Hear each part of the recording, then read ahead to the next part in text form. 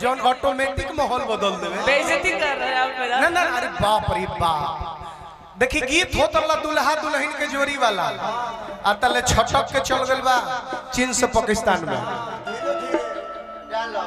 धीरे धीरे डालो ना बहुते दुखाता, फिर कहतो बारी की जाए तो जानी जगह पर जाता।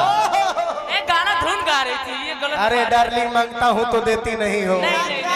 जवाब मेरे बात आजू मिथिला नगरिया निहाल सखिया, आजू मिथिला नगरिया निहाल हमें बड़का कमाल सखिया। हाय रे हाँ। हमारे सिकंदर यादव सर। अरे डार्लिंग यही भाई गुरुजी प्रणाम करो। हाँ तो प्रणाम तो कहीं इनकर ए भैया हमारा के कहे ला देते नहीं कर मत दे। हम जानते हैं तू लेवे खातिर छछियाल वाले ना हमनी के